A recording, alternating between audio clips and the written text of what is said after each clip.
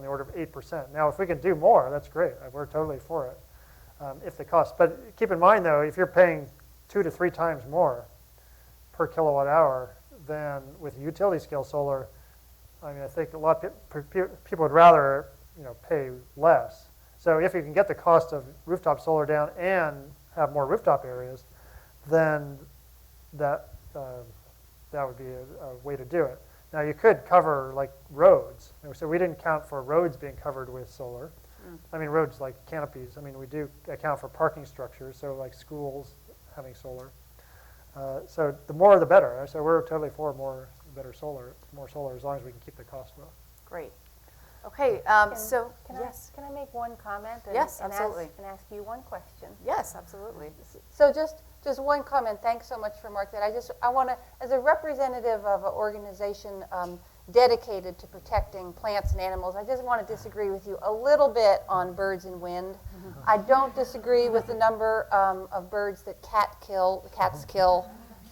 Buildings kill lots of birds, but I think it's, we support wind. We want wind power to be scaled up, but it's just essential that we figure out how to reduce bird and bat mortality and all the other negative consequences of things that are otherwise very good energy solutions. And we have to do it for the birds, and we have to do it because these are barriers to scaling it up. So I agree.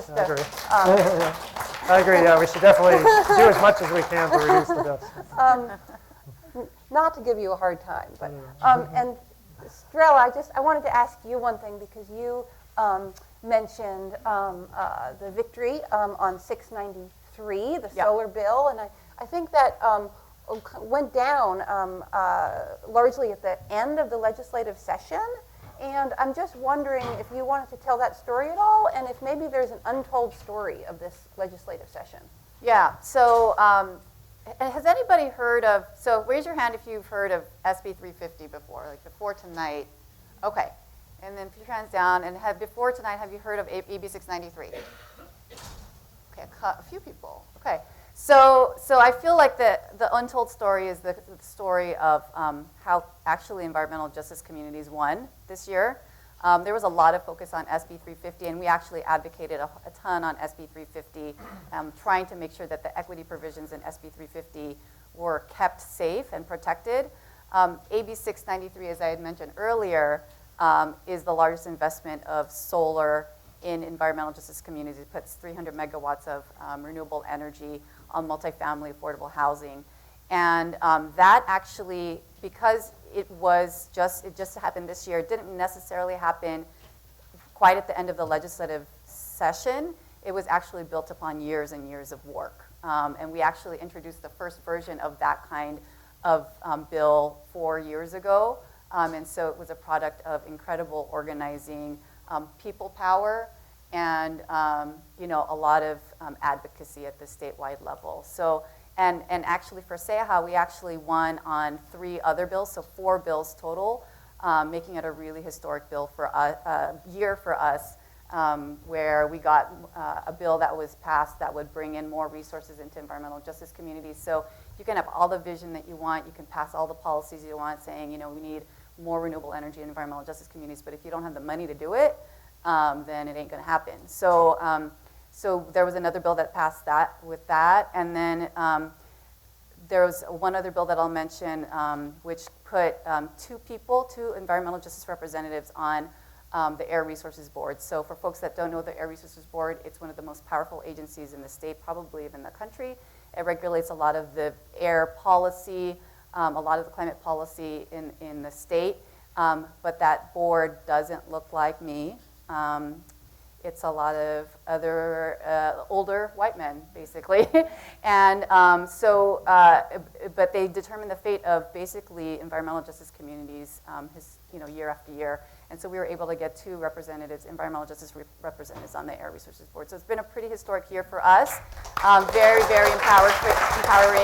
And we actually won this year. So that's the untold story that I'd like to share with you all. Congratulations. Great. Thank you so much. And thank you. Thank you. Well So we're going to have, for folks with questions, we have microphones up here. If you can shout loud enough, that's great. Well, I saw your hand first. Yes.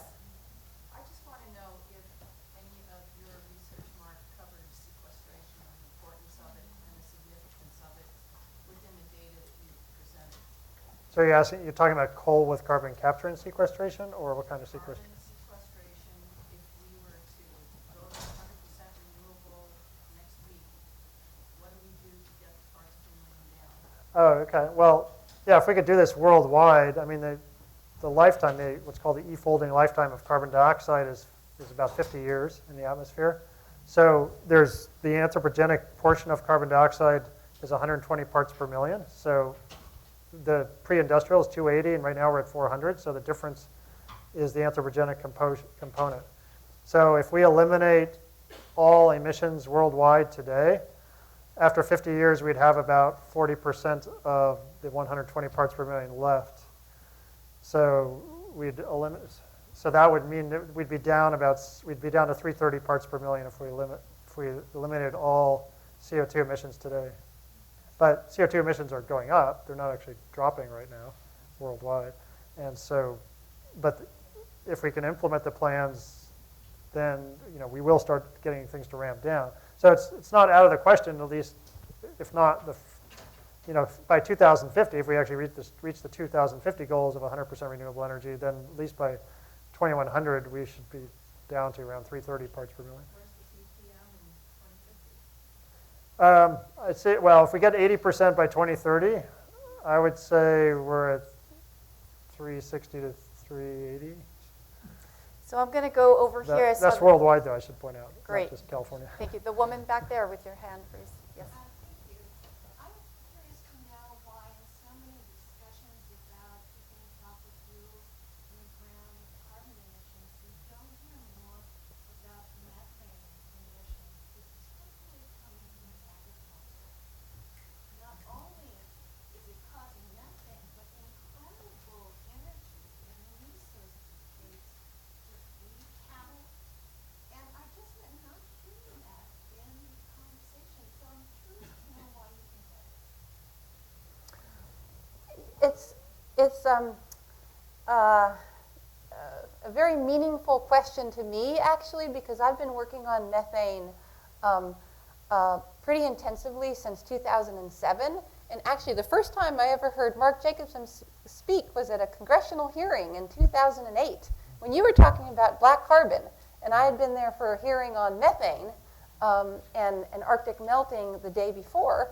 And it is getting methane levels down and reducing all sources of methane is so important. I heard one of the leading experts on the subject say, we can't save the Arctic without black carbon emissions.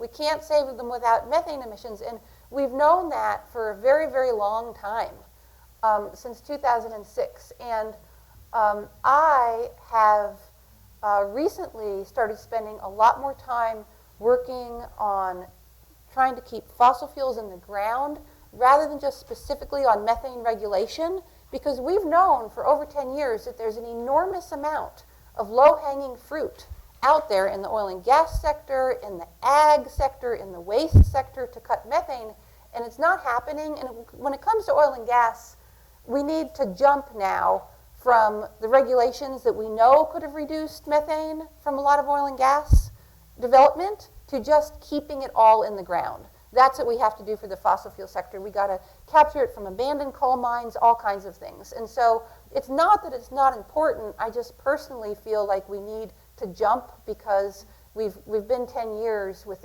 only the slowest advances on the regulatory side.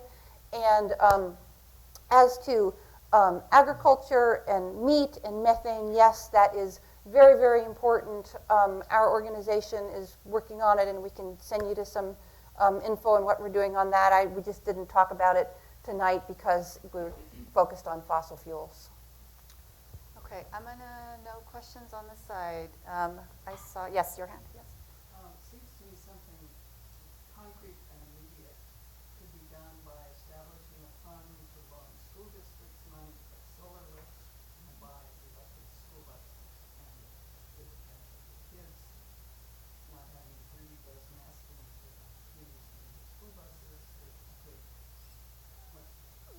I completely agree. I mean, any types of trucks and buses, can, especially short haul ones, should be electrified right away.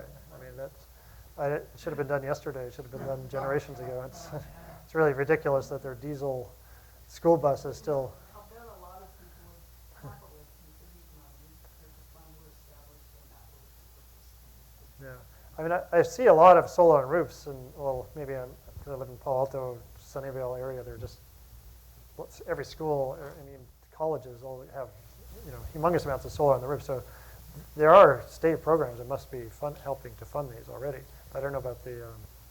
Yeah, I mean, there is the, and folks in the room might work on the Greenhouse Gas Reduction Fund, which is so from Cap and Trade, there's some funding there that there's a specific percentage that's supposed to go to disadvantaged communities.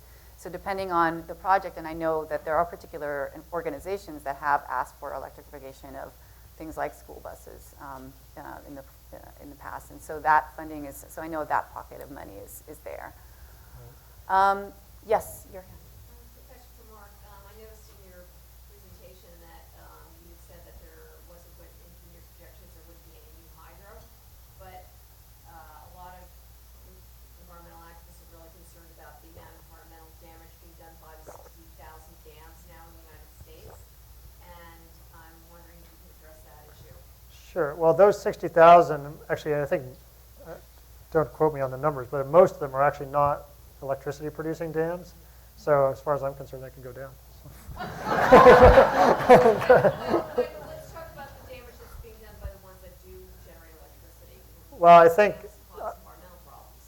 yeah, I mean, I think it would take more energy to take them down because there's so much concrete embedded. I'm not saying they shouldn't be taken down, but I would wait till we actually transition everything, and then you could slowly ramp those down. But you don't want to, because if you take them down right now, they're producing a huge amount of electricity in the U.S. and energy, and you're just going to have to replace it all of a sudden with, it could be turn on another coal or gas plant. So that's the last thing you want to do. So you want to make sure everything's stable first, and then we can ramp that down. You can start producing better transportation infrastructure like big trains, because you don't want to produce all these trains right now with a fossil fuel energy infrastructure, because it takes so much energy to produce it that you're just going to be just emitting so much energy to produce this infrastructure. Whereas if you convert everything to 100% renewable energy, then any new infrastructure you produce all the energy will be clean. And so you can then improve transportation and produce it with clean renewable energy. There's a gentleman over here, yes. As somebody that works for the most renewable utility in the state, and probably the West, and trying to educate a couple of your students, Carl and Lindsay, I have a question and a comment. The question is, when I try to back into your geothermal numbers, it looks like your percentages for California are based on capacity and not energy. Which is it when you're developing the percentages? And then the comment is, I don't think your concentrating solar is going to happen. It's dead. We won't buy it as electric utility. Bright Source kills 18,000 birds a year. It's much too expensive. And then the offshore wind for California, I would agree plants are going in on the East Coast, but in California the shelf goes out a little ways and then it goes down like that. I don't think it's realistic. Those two things are realistic in your projections. Well, it's not a question of realism. It's a question of if we want to do it. Nothing, I mean, all these projections, they're technically and economically feasible to implement. It's just a question of if we all want to do it collectively. If we don't, then they won't happen. You're right. If we have people who say, oh, we shouldn't do this, enough people who are opposed to it, it's not going to happen. You're right. But the thing is, it's possible to do. So the offshore wind in California is definitely possible. We've mapped the whole offshore wind resource in California. Cape Mendocino has like enough resource in itself just to power. We can send a transmission line straight down to San Francisco and power all of San Francisco with just a few offshore wind turbines, not a few, but a farm offshore Cape Mendocino, where nobody lives. By the way, there's like you go to the beach at Cape Mendocino, there's like some big old power plant sitting right there on the ocean. So it's not a question of views. With regard to CSP, CSP is growing right now. You're right that utilities maybe don't. Well, utilities do want it because with storage, I mean, it's a way to firm the grid. I mean, it's without storage, yes, why not just use PV? But with storage, you can just control the grid incredibly well. It's more expensive, I agree right now, but that's why you have to do this at a large scale. The number of bird kills, okay, again, that's a small compared to, you're replacing, you're not just adding something, each gas plant and each coal plant kills 10 times more birds per kilowatt hour than wind, and wind kills more than CSP. So the same rule applies to CSP plants. Those bird kills are much less than the bird kills from coal and gas due to the mining. When you're taking up an area the size of New Jersey just for oil, for gas wells, you're destroying habitats left and right. Lots of not only birds but other animals. And you have air pollution that kills not only people but birds as well, and the buildings associated with it. So these are published scientific studies. So I think as people realize, get the real information about this, there's a lot of stereotypes about a lot of these energy technologies are no longer valid. But as people become more aware of it, I think they realize that this is the best for society as a whole. It's the best solution. But it might not get implemented, you're right, because people may be against it. Okay. We've been given the 2-minute warning, so we only have time for one last question, and this gentleman has been waiting since the start, so I'm going to give it to you, sir. Okay, thank you. I just wanted to give a little shout out to Friends of the Earth and Food and Water Watch for the wonderful information that they have provided. With a little story, very quick. My wife and I found ourselves in Guerneville, California a couple of weeks ago, just before Labor Day. Saw somebody on aisle 3 of the hardware store that I thought I recognized, and I said, Jerry. And he turned around, I recognized the bushy eyebrows, and I said, Jerry Brown, you've got to stop the fracking. I know he has a connection up there. I think his family owns a home up there. And my wife and I both went at him. I said, it's polluting our water. We're in a drought, man. You got it. What do you, as the gas and oil industry got you by the balls, Jerry? What's going on here? He says, oh, it's nothing. It's only 2% of our energy. I said, what do you mean people have flames coming out of their water taps? He says, oh, that happened in Pennsylvania. I said, it happened in Dish, California. I saw the movie, Jerry. Come on. And his wife stepped in and said, sorry, that's enough. We got to go. And with that, a great way to conclude the evening. I wanted to thank Kassie Siegel and Mark Jacobson for speaking with us and being with us this evening. And to you all for being here with us, thank you so much for participating and joining in. And the call to action from Madeline is before you. So please get on the bus and come on down to San Joaquin Valley, and we'll see you in the streets. Thank you so much.